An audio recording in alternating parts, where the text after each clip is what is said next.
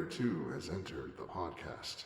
All right, welcome back, people, to episode 15 Ooh. of Player 2 has entered the podcast.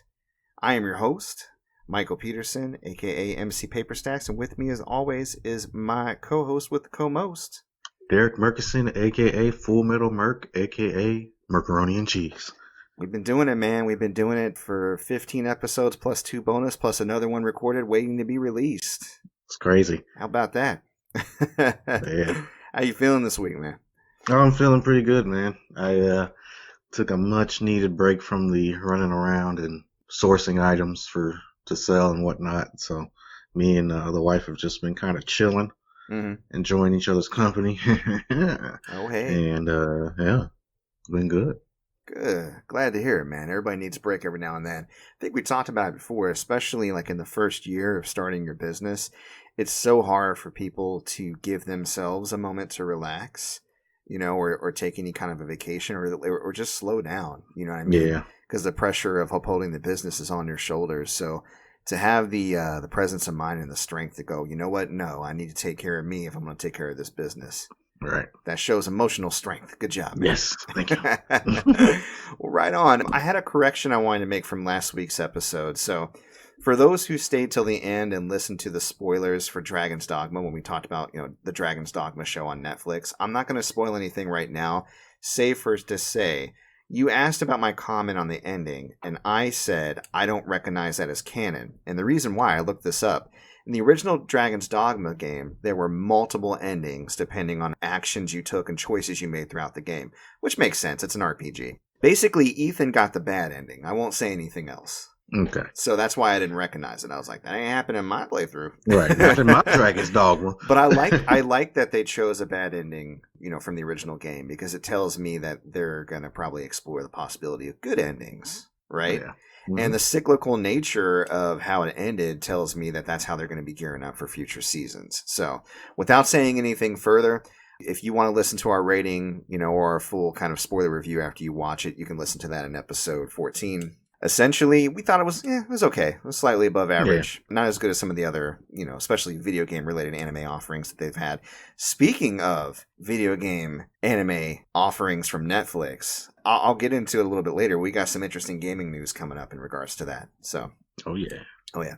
So I noticed there is a website called discoverpods.com this week. Have you heard of them? No, I have not. They're giving out awards, and it looks like that you can submit your recommendation all the way up until October 11th. Okay. You can go to awards.discoverpods.com/nominations, and you can nominate us for Best New Pod of 2020. I think they have, you know, like nominations for like pop culture, for TV and movies, for discussion, for comedy. They got one for Best Pod with a minority host. They got a, you know, Best Pod for LGBTQ, Best Pod for female host. So if you like us and you see some areas you want to nominate us for, we would greatly appreciate it. If you listen to other podcasts, I think I nominated, because I talked about her before on the show, was something I was feeling that particular week. I nominated Brene Brown for the female category, because I really like her podcast. If you're heavy into podcasts, you like listening to us and others, this might be a chance to give the people that you listen to a little love. That website URL is awards.discoverpods.com/nominations. And you can put those in all the way up until October 11th. So let's see what else. Oh, Angry Video Game Nerd. We talked about him a little bit, right? Yep. I know you're younger than me, about 8 years younger than me. Did you come up watching him at all? He was early. He was like pre-YouTube, really. He was on GameTrailers.com is where he came up. No. Me, I've been watching the internet since before YouTube. I was a Newgrounds watcher. So one of the first video game related shows that I used to watch was Angry Video Game Nerd. And he's still doing it. And for his part, his humor hasn't changed a ton, but he's still entertaining and enjoyable to watch. I like him. He recently did an episode on Echo the Dolphin for Sega Genesis. You ever play that? Oh, yeah, just a little bit. It's hard. Yeah. It's very hard. I remember playing it when I was young. The reason why I'm bringing this up, because this really struck me. Sometimes he plays a retro game on his show. It's so hard that he can't finish it. And this is the first time I've ever seen him play a game he couldn't finish that I have beaten. So I feel I got a little bit of street cred here. I beat Echo the Dolphin when I was a kid. I mean, it was either that or beat Sonic 2 for the 50th time. Right. Right? You know, because when you're young, your options are limited. But he expressed frustrations in some of the gameplay mechanics. He's not wrong. There was a couple things he didn't know that you could actually fix. You talked about how you have to bump these shells to break rocks, and if you don't push them over fast enough, then you have to start over. But Echo does have this move where he can go up under something and lift it. He just didn't know how to do it. But other than that, that doesn't negate his grievances with the game. I think it was made hard on purpose because, again, we've talked about this on the show before. Retro games, the resources were limited. If you wanted any kind of a length out of a game, the way that they did that was with difficulty, not with content. Mm-hmm. So you make a game hard as balls, even if it's only 3 levels long, it's going to take you a while to beat it. Right. So yeah, we got that. Just oddly proud about that. Now, the biggest news I would say this week, and this is just world news in general, not even gaming news, I would argue is yesterday, about 1 o'clock in the morning, so early yesterday, I woke up to the news. President Trump, got that Rona, y'all. Got that COVID. Trump, his wife, a bunch of people around him. Chris Christie got it. Kellyanne Conway got it. He's in the hospital right now. I think they were giving updates today. I didn't watch him because I'm pretty sure they're going to lie through their teeth about how he's doing. But yeah, what do you think about that? Honestly, when I first heard it, I was like, oh, that's a lie. He doesn't have it. And I still hold true to that. Okay. Why do you think that he would lie about having COVID? I'm not saying I don't believe you or I do. I'm just curious about your mindset. Well, one, he lies about everything. True. Let's get that out the way. Yeah, he sucks. Yeah, he just had an incredibly terrible debate. Not saying that Biden did well either, but it was embarrassing. And I think that everyone around him told him that and knew that. And then next thing you know, wait, I got COVID. So let's forget about, that stand back and stand by. I have COVID. So tears for me, please. It's a good theory. I'm going to poke a few holes in it. One, I think he thought he did good in the debate because he said as much. And I think that in his warped brain where he does mental gymnastics, he will twist and turn reality to make him come out on top every single time. That's narcissism 101. Mm-hmm. And related to narcissism, if he was planning this, he would have a space of a week in his calendar where he would get COVID, then recover magically through hydroxychloroquine, whatever the fuck it is, and then be like, see, I beat it. I'm so strong. No, but yeah. But he had to cancel. He had to cancel engagements, speaking engagements. The ones where he gets to go in front of his adoring fans and talk shit for like an hour. He loves those. He got it on the weekend, so he can't go golfing this weekend, and he went to the hospital. To me, I feel like all that tells me that he's got that Rona for real. That's just my opinion. Now, you could definitely be right. Maybe he's playing 3-dimensional chess here, and he's actually making it seem really believable. I don't think his narcissism and his selfishness would allow him to miss out on speaking engagements in golf and allow him to be perceived as weak by shitting himself in a helicopter on the way to the hospital and then having to, go to the hospital. It's unconfirmed that he shit his pants, but okay. There was press saying that he had diarrhea in the helicopter. He shit his pants. Come on now. Yeah. Oh my god. That's in my head. Melania, this is like I had the KFC bowl and the Taco Bell bowl in one night. No. Famous bowl going right through me. Yeah, so I'm going to skip on past the speculations about what it means if something were to happen to him, because we all can dream, but that's not for this show. But just to say, wow. If y'all weren't taking this seriously before, I hope you are now. Wear your masks, people. Because that man gets tested all the time. People are working around the clock to protect him from his own stupidity. And he's still got the Rona. Yeah. Shit is real, y'all. Never leave coronavirus. Shit is real. Shit is real. It's getting real. So, yeah, that happened. Speaking of the U.S. and surrounding areas, I thought I'd give a little update about our listeners. So, as of today, we are in 12 countries. Oh, yeah. Which is really cool. So, we have listeners in Brazil, Belgium, Spain, Malaysia, Norway, Sweden, Germany, the United Kingdom, Philippines, Ireland, and of course right here in the good old US of A. And 16 different states in the US of A, I might add. So our reach is expanding, and I just want to stop and say thank you. Yes, thank you all. If you check this out even once just to give us a chance, I appreciate you. If you stuck around, I appreciate you even more. Know that we're open to feedback, comment, suggestions. We're even open to guesting, and we've had a few guests on already. You don't have to be famous to come and chat games with us. We love doing this. So hit us up at mcpaperstacks@gmail.com if you just want to say hi. if you want us to talk about something in particular, if you want a guest on the podcast, we would love to have you. Awesome, man. Yeah. That's pretty sweet. Yeah, speaking of guesting, I got offered to stream with another streamer. I talked about them recently, the developer of Starship Commander, Human Interact. So I know the developer and his sister personally, and I was talking with her, and she was like, hey, we should stream together. And I'm like, I'm cool. I'm down with that. And I was talking with him, and he goes, oh, well, we usually get together Friday, Saturday. I think this Saturday we're doing retro games. Not as of the time of recording. It'll probably be next week. And I was like, I'd be down to do that. So I might be getting with them. I asked him how they get together. See, I've never, streamed just on my computer. I've done it through my console, so I have to kind of quickly learn that. Shouldn't be difficult, though. But then he was like, we got to go through Parsec, and we got to do this and that and the other. And I'm like, oh, how's that work? He goes, oh, well, you just boot onto your network and get on a website. And I was like, that's the most non-computer savvy way to explain it to me. It was simple and at the same time complicated. So I need to figure that out. I may or may not be guesting depending on my intelligence level on this. We'll see. I think people forget because I'm so into this stuff that doesn't necessarily mean I'm particularly good at it. I need a little help.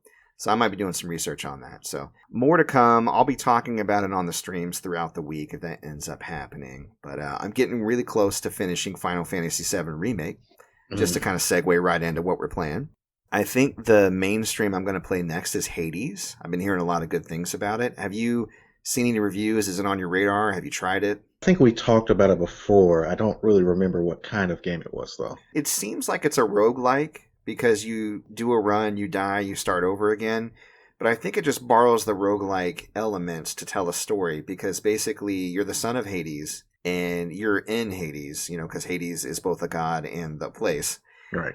And you made an agreement with your relatives on Mount Olympus that you can live there, but you have to escape Hades first. So when you die, you just start over at the beginning. But as you go through and progress, you meet different gods, get different powers that you can keep and use on your progressive runs.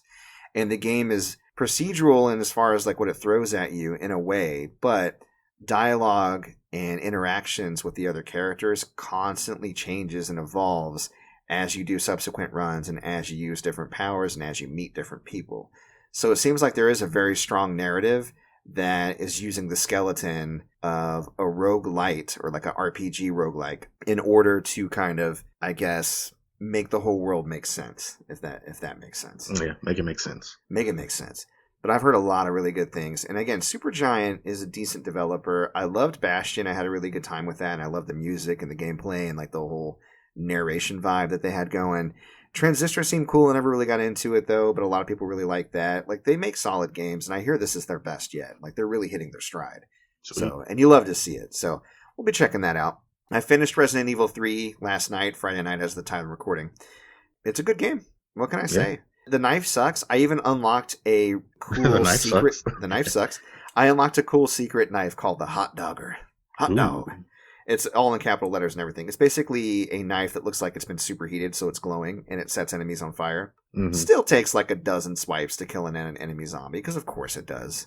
Right. I think the knife sucks so bad that even a powered up version of the knife is worse than like a knife in the original games. Wow.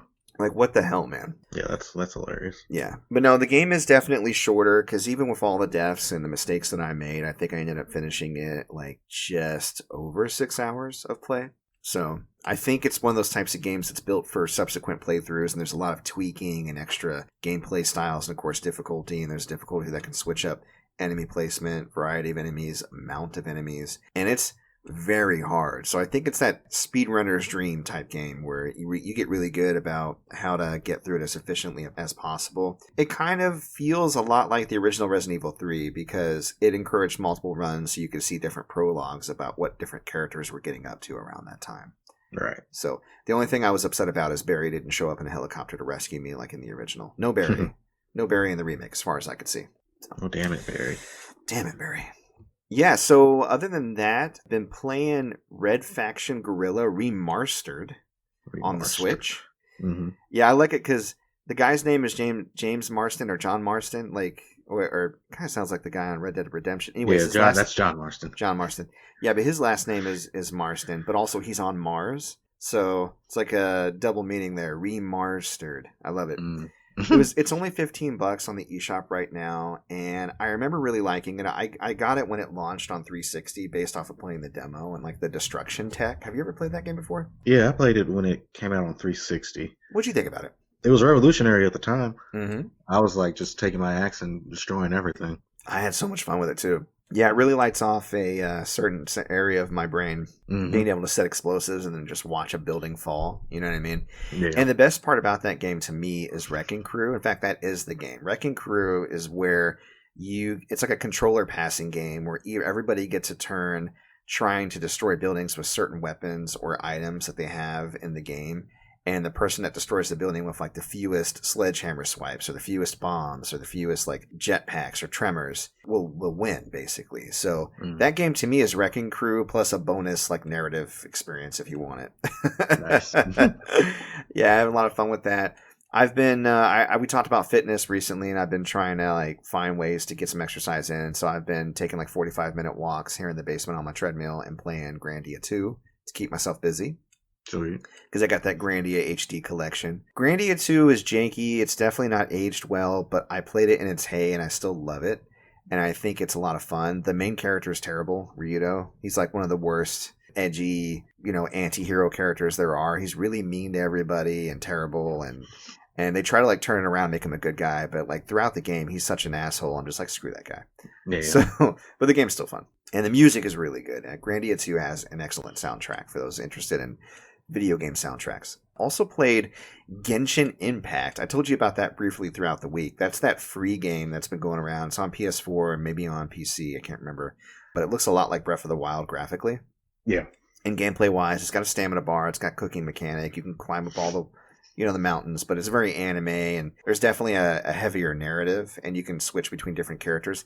I'm actually having a lot of fun with it. It took me a while to get to the point where I'm like, okay, what I got to pay for because it's free. Right. And eventually you do get to the point where it's like, you can buy this currency and then roll for weapons and stuff like that. I'm like, I'm good. I'll just use what I'm getting in universe. So far, I haven't felt compelled to buy anything and to get a fuller experience. I've been getting enough just out of playing the free version. So that's been cool. Nice. So that's been pretty much what I've been playing. What you been up to this week as far as games has been concerned? I continued playing East Memories of Celceta. It's still pretty good. Okay. It's giving me, PS2 era vibes, but the music, as always, is amazing. Combat is real smooth and fluid. Characters, getting to know them a little better. Adol's regaining some of his memories, and the monster variation is pretty good at this point. But I'm loving it so far, man. This is my second East game, so I can't wait to see how that ends up. So was Ease 8 your first? Yeah, Ease 8 was my first. I thought you were an old fan when you introduced me to it. I didn't know that was your first as well. Yeah, that was my first. I was a virgin. Yeah. I was an East virgin.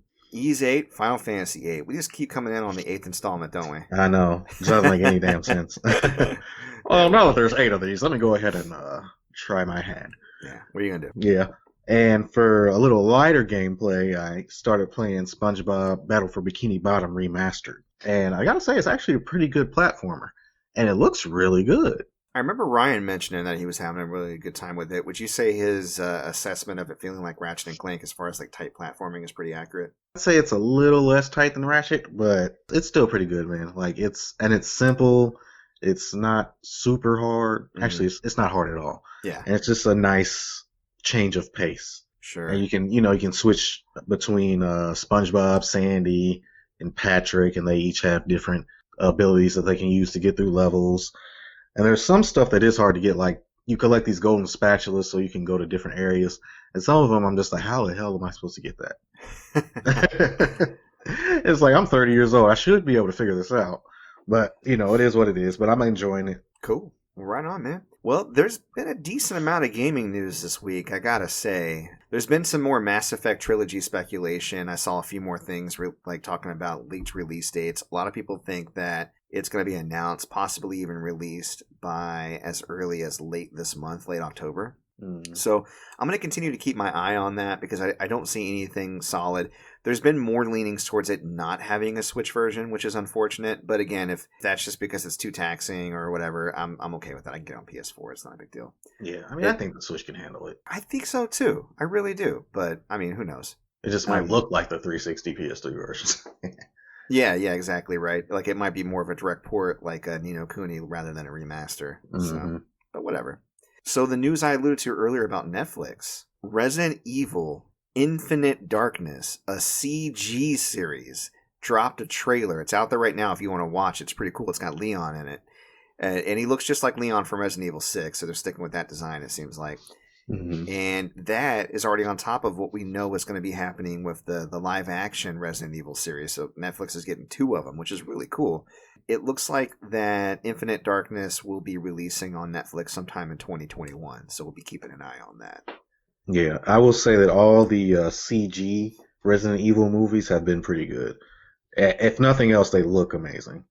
Yeah, no, they actually have been pretty solid. It translates to like a CG movie pretty well. It's cheesy and campy.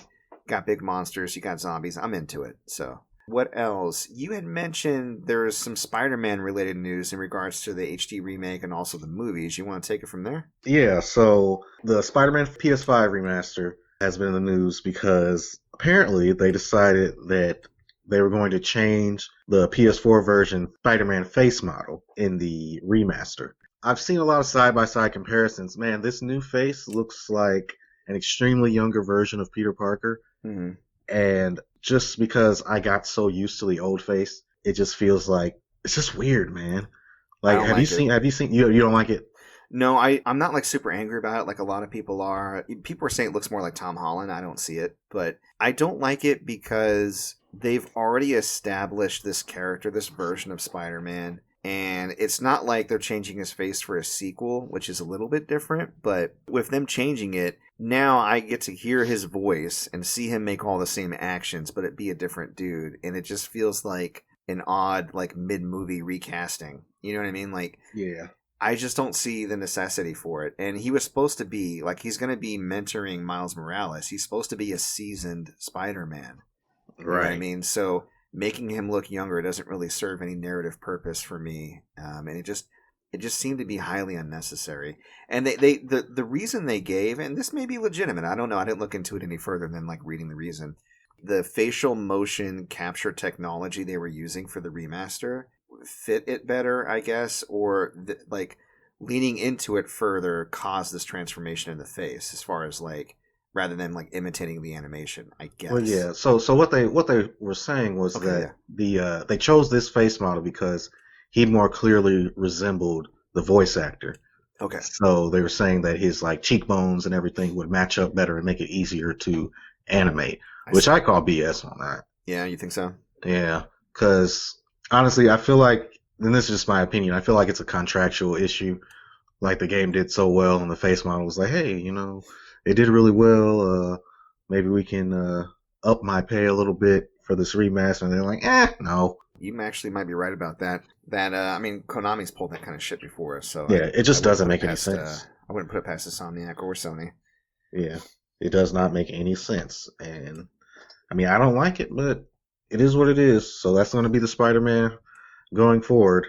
Yeah, that's not the only controversial Spider-Man news we got this week. Yeah. So everyone loves The Amazing Spider-Man 2. Like, I've heard nothing bad about that movie.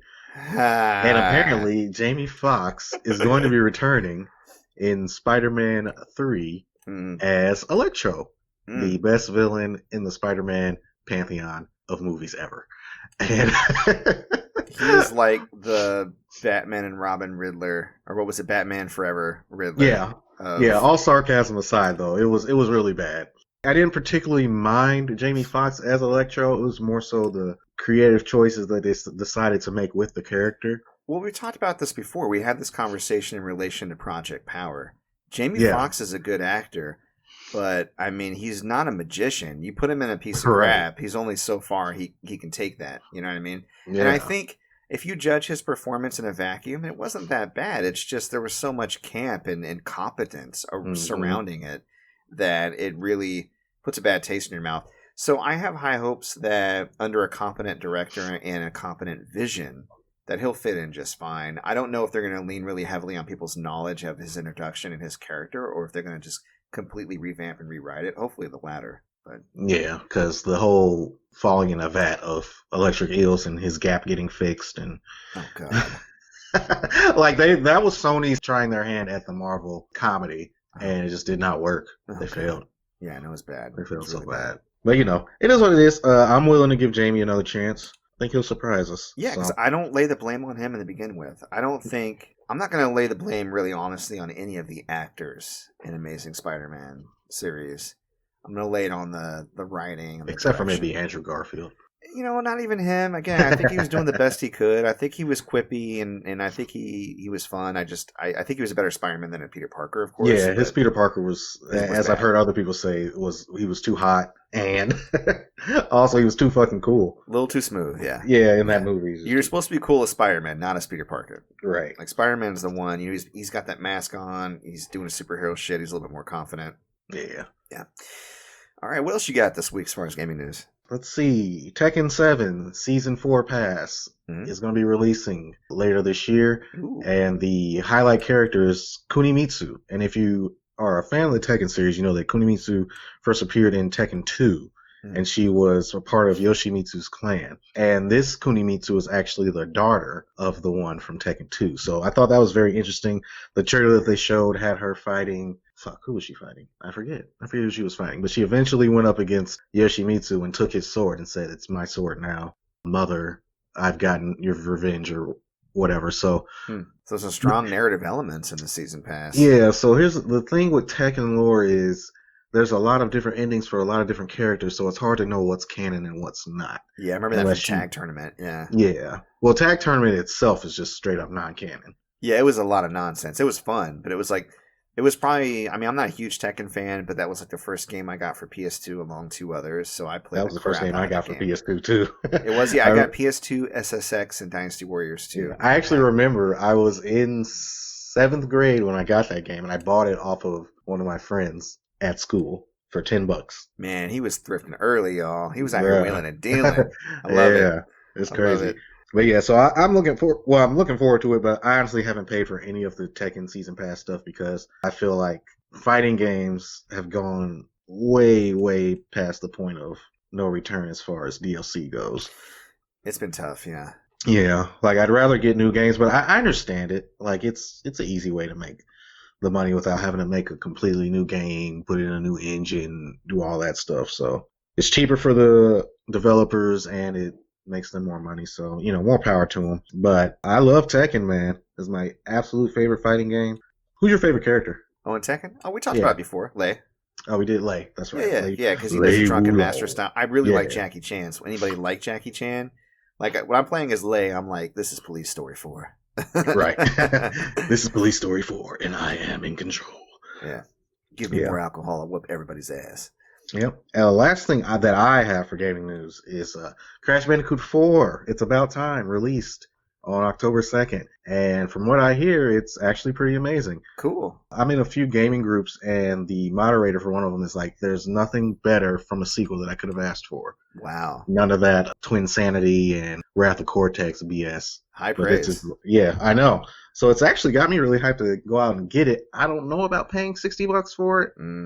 But if there's as much replayability as they say there is, it may be worth it. Yeah, I know. I've been trying to wait on Hades, but the buzz around that keeps building in my circles as well, to where I'm like, I'm about to drop the full price. Because luckily, with me, it's a little bit less of a hard decision. It's like $20. Right. I'm over here being real cheap. Talking about cheap-ass gamer. Well, when we're talking about fighting games and DLC, that actually brings up, I think, one of the bigger pieces of news this week. In the span of a few days, we got the announcement and the gameplay kind of reveal and walkthrough from Sakurai for the second fighter in the Super Smash Bros. Fighter Pass Volume 2. A lot of you listening probably already know who that is, but that was Minecraft Steve. Minecraft Steve, Alex, Zombie, and Enderman. Enderman, yeah, that's right. And they all got their variants and everything. What did you think about that? Unfortunately, I missed it. So when I went back to watch it afterwards, it already was like, oh, Minecraft Steve. Yeah. I was like, oh, man, I missed it. So you didn't get to see the trailer. Like, I knew when I was watching the trailer, if you probably remember, they show like a regular match and Mario gets blasted off the screen and into this area. Yeah. As soon as I saw like them zoom in on the wall and I saw the pixelation, I was like, no. Right. Yeah. People probably knew about it earlier because the eyes are probably like people who actually play Minecraft probably recognize like the creepers or zombies or whatever, I guess. I've never really played Minecraft, to be honest. Yeah, I have it. I just never took it out of the plastic. Yeah. You know what I Yeah. mean? I'm afraid. I'm afraid because it seems like that type of game that you can really sink into, and I just don't have time for that type of thing anymore.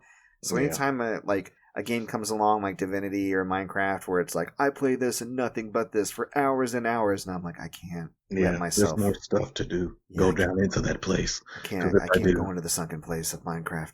I'll never come back. But, I mean, I love Minecraft for its place in the gaming zeitgeist. I love what it does for young gamers. I love the creativity involved in it. I've always loved the conceit of it ever since like an excited friend of mine showed me on his PC this new game everybody's playing like God, a decade ago or however long it was. Yeah, like, it's been out for quite a while. It's been out for a really long time. I think it's ubiquitous enough with gamers to where I think it does make sense being in Smash. A lot of people are like, what the hell? And watching the kind of walkthrough and gameplay that Sakurai had shown today in like the 45-minute showcase or whatever, wow. Like, it looks like a trolley character. He can basically, he can mine anywhere on the ground for materials and strengthen his weapons, which is already kind of an interesting mechanic. But he can also create blocks anywhere he wants. And I watched Sakurai like create blocks and stop Pikachu and other characters from like recovering off stage. And I was like, oh, that looks trolly as shit, dude.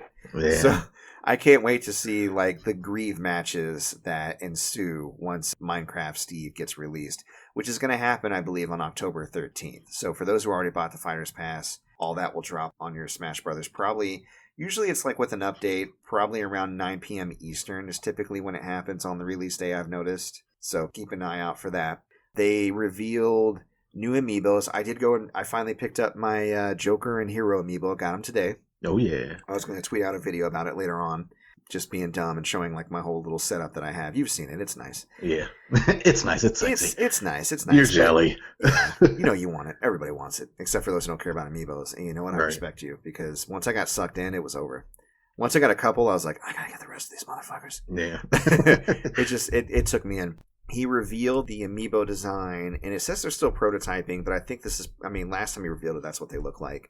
For Banjo-Kazooie, it's Banjo-Kazooie sitting on a Jiggy right on the thing. It looks really good, actually. Sakurai looked like he loved that design. And then they're only doing player 1 of Byleth, so only male Byleth, which is really odd to me. And he goes, you're probably wondering where player 2 is. Well, we couldn't make it, or something like that. And I'm like, does that mean yet? Or not right now? Like, what? So a lot of people are kind of upset about that, and I am too, to be honest. I feel like that, you know, female Byleth should be getting some play here. Yeah, maybe they feel like not as many women played Fire Emblem Three Houses or were interested in it. That can't be it. Like, I don't know, man. I don't know why they wouldn't. Why would it matter if women played it? I played as female Byleth. Like, I mean, I play as male Byleth too. You know, just different playthroughs. You can always choose which, you know, gender you want, and it encourages multiple playthroughs. And it obviously changes, you know, small dynamics. Like, for instance, Sylvain of the Blue Lions, I think it is. Black Eagles, Golden Deer, Blue Lions, yeah. He will automatically join your house if you have a female Byleth because he's that thirsty. So there's different stuff like that, right? Parched. Yeah. So I don't understand it. They've had, anytime you have a male and a female variant, you have that opportunity. They did it for Corrin, but then not for Robin, and now they're not doing it for Byleth. Yeah. Maybe later on they'll release it, I don't know. And then, of course, he was like, am I forgetting somebody? And he was like, oh, yeah, Terry, here it is, whatever, fuck him. So I was like, wow, okay. So I don't know what his beef is with Terry, but we got Terry, we got male Byleth. He must not have wanted him in there. Oh, you think maybe, yeah, I don't know, maybe, possibly. Yeah. I mean, he was given some love, and this stage has a cool dynamic, so who knows?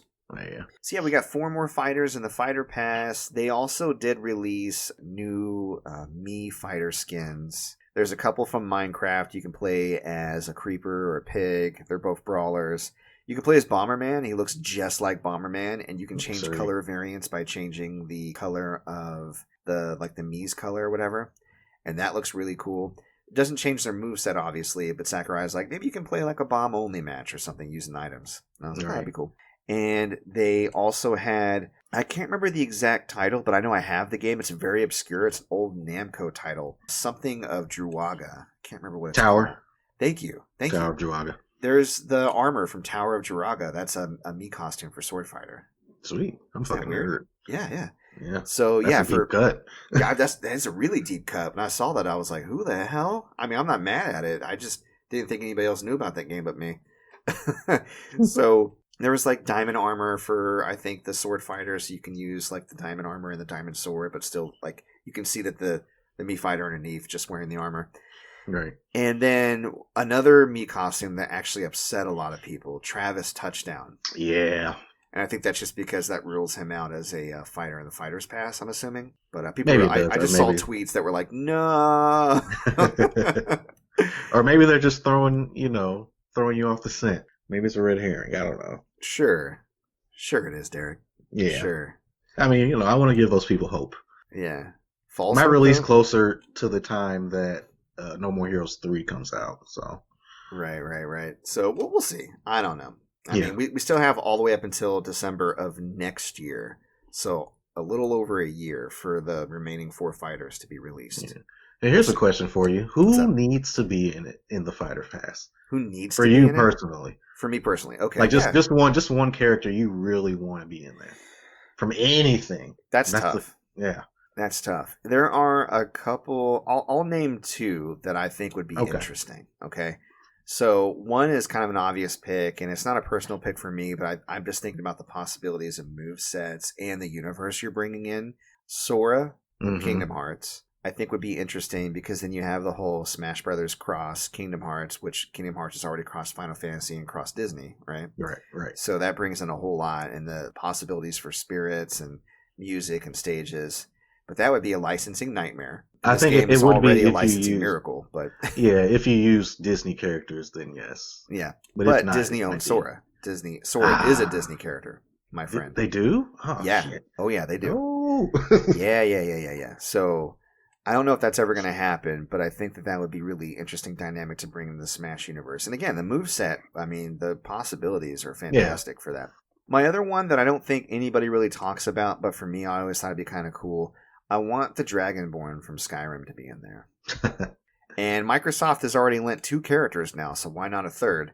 Yeah. But for me, I think it would be cool because of the fact that, I mean, obviously the character model is going to be the classic, the horn, the helmet with the horns, like the Dragonborn, how he looked when he was wearing his Nordish armor or whatever. Right.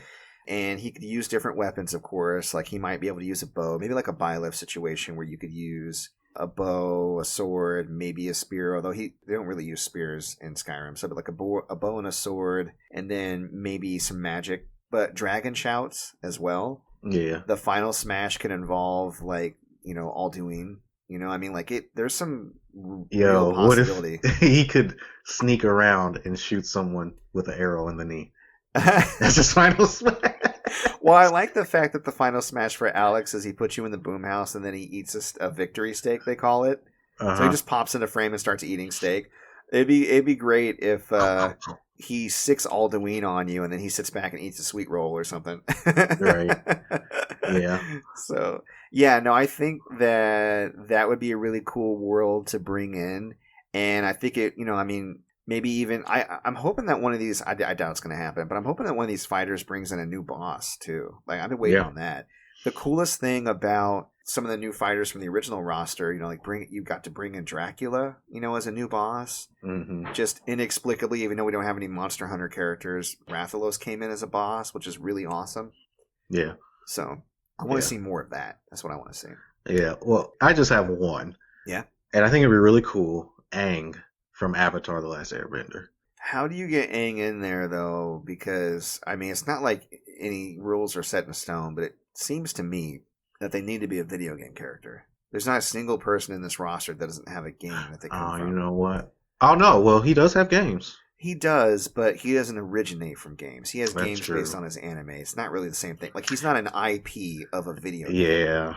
Yeah. I would still love to see it, though. I can see the trailer now. Have like Donkey Kong bending earth and Greninja bending water and just silly shit. No, I love it. I think it would be amazing. I think the Avatar would be an awesome character to design. and I'm with you on the conceit of it, but I don't think it's in the spirit of Smash Brothers, because Smash Brothers to me is a celebration of gaming. Yeah. And I think putting him in there would betray the kind of the vibe and the celebration of gaming that Smash is known for and what it's going for. You know what I mean? Yeah, I feel you. I just really want it.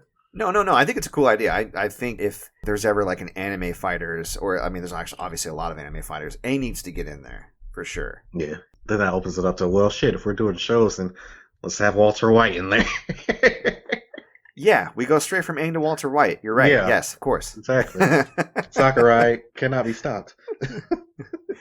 His final smash is just a giant door. He busts through it. I am the one who knocks. Yeah. And he just throws blue meth at you. And the characters get high in the OD, and that's it. And then, of course, Kirby swallows them and he gets those dime store glasses. Yeah, and the hat. He's an iceberg hat. Oh my god. Remember he's wearing tidy whities. Yeah. Could you imagine Kirby in tidy whities? You hear that, Sakurai? Make it happen. All right, we got to move on. All right. We talked about last week shortening up the show a little bit. I've been keeping an eye on time. We're trying to keep segments, a certain amount of length so that way we're not going nuts. I think we're vastly approaching like 2 hours in some of these episodes. We're going to shorten it up a little bit. We're getting rid of gaming deals. I mean, if something stands out, we're still going to talk about it, but we're not going to like set aside a whole section for it. I mentioned I got Red Faction Guerrilla Re-Mars-tered for $14.99. Pretty good deal. Yeah. So, Did you get any cool pickups you want to talk about this week? Yeah. The first one, I was at a pawn shop and I said, hey, you guys got any games? Any more games back there? She said, I got these PS2 games. And every time I hear that, I'm like, okay, cool. It's going to be like some trash or whatever. But no, it was not. Oh. It was Dragon Quest VIII. Nice. It was Wild Arms 3. Oh. And the big one was Fatal Frame. Wow. Complete. So that was like, I was blown away. I was like, oh my god, it's Fatal Frame! Do you ever how fast do you recover and put on that poker face so that they don't notice that they're showing you priceless treasures? Oh, well, most of the times you don't have to put on your poker face because most of these places are only charging $1 or $2 for PS2 games. It doesn't matter what it is. Boy, let me tell you, that's crazy. Yeah, so all that to say is that I got Fatal Frame for about $1. Wow. So that's pretty dope. That's a great find, man. Yeah. And the other big find that I got was something that you need, and we've already talked about it, but I got the Poochie amiibo. Yeah, you did. You got Wooly Poochie, and I love you for it. Oh my god. Yeah, man, it's so crazy. Oh my god, man. I was looking through these stuffed animals at this flea market, and then I saw Poochie, and I was like, that's not the Poochie amiibo. Ain't no way. Just hanging here. It's just hanging out. Yeah. And I was like, oh my god, it's Poochie. I gotta call Michael and let him know. Did you have a chance to test it, by the way? Not yet. Okay. Like I said, I don't have... You said the easiest way to test it would be Smash, so... Yeah, I mean, you could probably test it on other games, but I don't know if it would... You know what you could do? There's a way that you can register Amiibo, I think. At least I know you could on the Wii U, and it would tell you what Amiibo it is. So if there's a way to do that, potentially. But yeah, I'm excited. That is awesome. Thank you for holding that for me so I can buy it from you. Yeah. And thank you for the discount that you're giving me on it. I appreciate that. Yeah, for those of you that don't know, the Poochie Amiibo is crazy expensive. It's $100 outside of the... I've seen it hit above $200 if it was sealed, yeah. Yeah, so... Don't let me find a sealed one. Boy. So that leaves you with how many do you need now? So for American Amiibos, I just need Big Yarn Yoshi now. That's it. I mean, unless you count the cards, but I'm not counting the cards right now. Right. I got, some of the superstars or sports cards from Mario, but it's fine. And then for the Japanese Amiibo, I need Naviro. I'm not sure how to pronounce that. It's the cat Amiibo from the Monster Hunter series. Mm-hmm. Don't have that because the cat's really expensive. And I don't have Box Boy. Box Boy is also really expensive. So that's it. Just 3 Amiibo. I actually just today I put down the pre-order for the 3 new Monster Hunter Amiibo at GameStop. I'm probably going to get a refund on that because you're supposed to get free shipping when you order something above $35, but they charge me $20 shipping. What the hell? I know. I was kind of pissed off about it. $20? Yeah, so luckily I can just cancel it because it's not going to release it until March. So if I see it up for like pre-order on Best Buy, because Best Buy is Best Boy, right. I'll get it there. I think because they're saying it's exclusive to GameStop, which is why I did it. But I think what's really exclusive is them being sold individually. I bet other stores are going to get a 3-pack or something. Yeah, probably. So Yeah, for now, I have it held at least at GameStop. So if nothing else, if it never shows up anywhere else, I can get it. I just have to pay a little bit of a premium to get it delivered to me. Yeah, holy shit. I'm looking up this Box Boy Yeah, I know, right right? now. It's $200. It's the most basic ass motherfucking amiibo you ever seen in your life. It's Wow. it literally looks like an ice cube.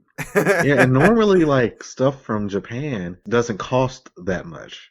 Well, It's usually much cheaper. tell that to Box Boy. So, yeah, I think their production on him was really low or limited, and I think that contributed to it. Okay.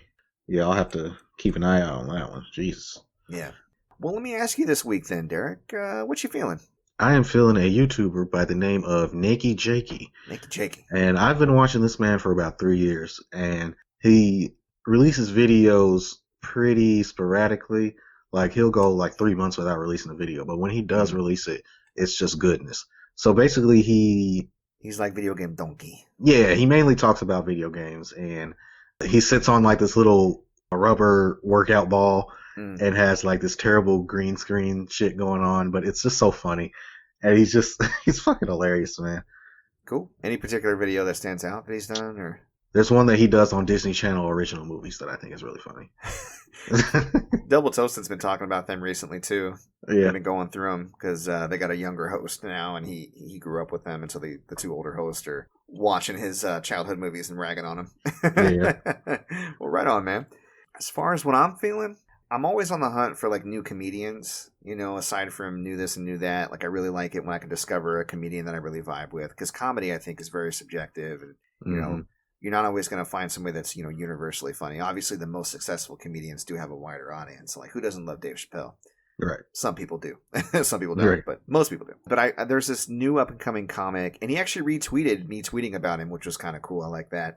His name is Mike Paramore. Have you heard of him? No. Well, it's Paramore spelled Paramore, like you would expect. Mike Paramore, he's got a special up on YouTube, I think, that you can find. And he's also on Twitter. And he just, just talking about regular stuff. He's just a funny dude. He's around our age. He's single. He's talking about dating and that nonsense, taking a girl to McDonald's. What that's like. I'm into his vibe and I'm into his comedy. So if you vibe with what we talk about and our whole thing, I think you would be into him as well, and I think it'd be worthwhile checking out. Like I said, I love to laugh, and I always want to support new up-and-coming comedians for sure. So, Dope. Cool. Well, I think that gets us towards the end of the episode, and you know what that means. Oh, yeah. It's time for the Derrick Cross Mic Anime Edition Challenge! I wanna be the very best. So, we are talking about Berserk Episode 3 this week, and we're talking about Full Metal Alchemist Episodes 7 through 9. I will let you go first if you would like, sir. You watched Berserk Episode 3, and it starts off where we left off, I guess, was the duel between Griffith and Guts for for his body. Yes, for his body. For the use of his soldiering skills. How'd that go? So did not go well for Guts. Oh. He used every dirty trick in the book as he was fighting Griffith. He dug up some dirt and threw it in his eyes, and then he went for the killing blow, and Griffith jumps on top of his sword, which is just a classic anime move. Yeah. Jumps on top of his sword. Griffith puts his sword to Guts' neck, and then Guts is like, well, shit, you're running your mouth.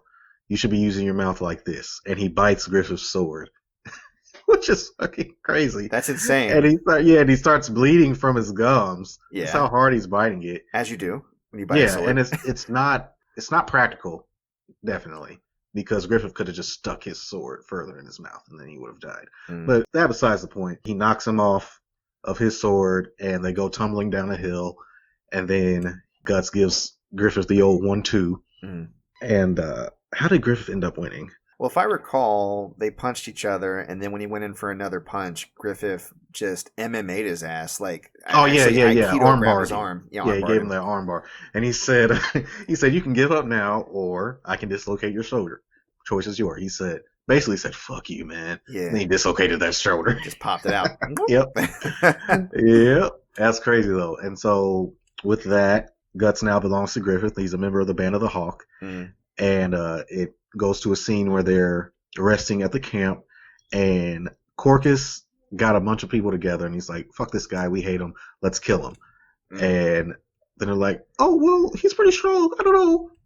And then Casca comes up. He's like, "You better not do it. Even though he's fucked up, he'll still fuck you up." Mm-hmm. And they're like, "Fine." And they leave. And then the Band of the Hawk has been hired by, I think, a bunch of nobles to protect this town or this castle. And Griffith gives Guts the job to defend the rear, which is like pretty important. Yeah, riding in a straight line on horseback, defending them from hundreds of soldiers. Mm-hmm. It actually goes really well. Guts ends up sending one of the people that was tasked with helping him away, and then he's getting into trouble. Like he's holding his own, but these guys are catching up to him. And then Griffith and two other soldiers come through with their bows and their arrows and the crossbows, and they defeat the rest of the assailants. And the stragglers that were behind them actually get to the castle, and there's a line of cannons. And then they just blast them all. And then they get scared and they run away. Successful raid, sounds like. Yeah, it was a pretty good raid. I think that's where the episode ends, if I'm not mistaken. Okay. So it sounds action-packed, but it sounds like it kind of covered, small ground, basically. Guts joins up and has his first successful mission. What do you think? Yeah, pretty light on story. The action was pretty good. The voice acting is getting better. I'm getting more used to it. Okay. I'm really enjoying Guts and Griffith's back and forth. And Casca's jealousy towards Guts, because Griffith shows him all types of just love and praise, and she's like, he never treats anyone like this, not even me. Oh. And I'm like, okay, well, you just wait. Yeah, I mean, I think it's funny. I think Corcus, which is the guy that tried to rob Guts to begin with, he's kind of a foolhardy soldier. When he saw that Griffith gave Guts the assignment to hold the rear, he was like, he's going to die on his first mission. And then Casca's like, nah, he wouldn't have given that to him unless he thought he could do it, Right. And I think that jealousy sets in, because that means, like, what, he thinks I can't do it? Right. So, he puts complete and utter trust in him, and even risked his life to go back and save him, a soldier he just conscripted, you know what I mean? Like, a single soldier, the commander of an army. It does kind of stand out, I agree. So there's a relationship developing there between Guts and Griffith that is more than just between that of a commander and a soldier, it seems. Right. Cool. Well, Full Metal Alchemist Brotherhood, episode 7, 8, and 9. Yes. Decent stuff happened. And the episodes are kind of running together for me a little bit, so I apologize if I kind of blur the lines here. Mm-hmm. But essentially, after the whole battle with Scar, the guy from the country that the soldiers annihilated, which was Ishval, thank you. Yes. He's on the run, and those enigmatic group, the Seven Deadly Sin folks, you got Gluttony and you got Lust, they see him and they're like, we got to go after him. Gluttony's like, can I eat him? She's like, you sure can, girl. So they show up, they have a big fight. It seems like that he got away, but not unmaimed. Unmaimed, yeah. Yeah, you can't really tell like how bad his injuries are, but they allude to the fact that Gluttony wasn't able to eat him. But they're like, well, he won't show up for a while. So, can I eat him, Lust? Yeah, yes, you can. Hair and all. Mm-hmm. Yeah, Gluttony's so creepy. Yeah, he's cute though in his own way. Sure. Yeah, like a lick-a-tongue is cute, I suppose. Right. So, meanwhile, Ed and Alphonse are still being escorted because of the fact that they were almost killed by Scar, and they are also still heavily trying to investigate the whole Philosopher's Stone thing.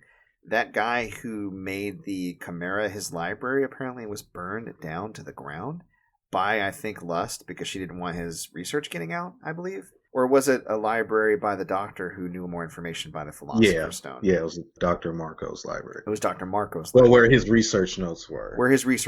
So the research notes related to the Philosopher's Stone was burned down to the ground. But luckily they run into this librarian who has a photographic memory, and she recreates all his notes from her memory from scratch, which is amazing. And Ed and Alphonse take to just sitting in a study going through all the notes. Now they're encrypted, like with regular like cooking recipes, so they have to kind of match them up, and it's tough, and you can tell they're having a hard time with it, but they're making progress. And then eventually when they do crack the code, they learn some very disturbing news. Apparently, not only does it take human life to make a Philosopher's Stone, it takes several human lives. Oh, and yeah. the government may have been sanctioning or participating in the research that led to the sacrifice of human lives to make these Philosopher's Stones. Yeah. So they find out some pretty heavy stuff. The people charged with guarding them find out, and then, of course, Armstrong finds out. He's pretty sympathetic to them, though. He continues to be a joy and hilarious to watch as he interacts with, like, the younger soldiers. Mm-hmm. He's like, he's going to take his shirt off and yell at us again. Yeah. Which is really funny. Mm-hmm. So they're looking around for a place where these Philosopher's Stones may have been developed. There's like 4 major warehouses where alchemy goes down, but there's one building that's closed down, and Ed's like, that's the place. This place that's closed down, right? Yeah, the secret laboratory. And sure enough, when they sneak away from the people guarding them, Edward and Alphonse, they go to investigate that secret laboratory. Someone's guarding it. Suspicious. Mm-hmm. They get inside. Well, Ed gets inside because he can only fit through the vent. Alphonse has to wait outside. Because he's so small. He goes, yeah. Which leads to a funny scene where Alphonse is like, I didn't choose to be this big. I embody a suit of armor. Which I thought was funny that he's sensitive about being big, the way Ed's sensitive about being small. Mm-hmm. And Ed gets in, he sees electricity's running through the place, and then he gets attacked by a guard who's wearing a full suit of armor. And outside, Alphonse also gets attacked by another guard wearing a full suit of armor. Both of them eventually reveal that they were former prisoners on death row. And then through the fight, you notice that they had the same affliction as Alphonse. They're empty suits of armor whose souls were binded using alchemic symbols. That's the way that defeat them. Mm-hmm. And the one that Alphonse is fighting, he's like this cleaver guy. He used to be a butcher, and he started cutting up people, and he's very crazy. And he actually gets in Alphonse's head and is like, were you ever a real boy to begin with? Maybe you were always the suit of armor. Maybe Ed made you and lied to you. You know, and I don't know how he got in his head, because all the while he's telling him that, he's like, I used to be real, though. I was a serial killer. Blah, blah, blah, blah. So it's like really stupid. Yeah, when I was watching, I was like, well, he is a child still. Yeah, and again, he's been a suit of armor long enough, and it's probably been, I mean, being disembodied, I can't imagine what that does to your psyche. Right. So there's that. I agree. And Ed is able to fight off the guard, but he damn near gets killed. He gets injured. His arm kind of stops, his middle arm stops working very well. And it alludes to a previous episode where he got his arm fixed, but what's the girl's name that fixes his arm? Winry, yeah. One of his childhood friends, and that really cares about him. She missed a screw. Yep. She saw it. She was like, oops. Well, he should be okay. Yeah, he was not. And so, but he does come out triumphant, but then lust and gluttony and envy shows up, and they pretty much incapacitate him, and they finish off the prisoners he was fighting. Like, they destroy the symbols, because Ed wouldn't do it. Ed pulled a Batman, and he was like, I won't take a human life. Right. And I was like, oh, Ed, you're doing that? Oh. Yeah, right. Dude, in this world, buddy, that is a bad idea. But they went ahead and executed the soldiers in front of him, and then he barely gets out with his life, and they destroy the laboratory. So we're back to square one. Yep. We know a few things, but we're just trying to figure things out. So the next episode, episode 9, Ed's recovering in the hospital. Al is having some real deep existential thoughts about whether he's real or not, and kind of attacks or confronts Ed about it. Ed runs off. Wenry's like, how dare you? Hits him with a wrench and was like, he cares about you. We all have memories of you, you idiot. And then Al's like, oh yeah, I messed up. And they reconcile towards the end of the episode, and I can't remember if anything else significant happens, but I think that's pretty much it. So it's just learning the dark secret about how Philosopher's Stones are made, finding a lead, but then being completely shut down, and then Ed recovering from almost being killed because his arm stopped working. Wenry was about to give him a free upgrade too. She's like, I'm so sorry, it's my fault. But then she realizes Ed doesn't realize that the bad job she did. She was like, I'll have to charge you full rate. Right, which was like a-hole on her part. That is so messed up. But I could have died. Yeah, exactly. So yeah, the show is coming into its own. The whole shadowy Seven Deadly Sins group is definitely coming out a lot more. Like, they're showing up almost in every single episode now. So I feel like that's going to come to a head pretty soon.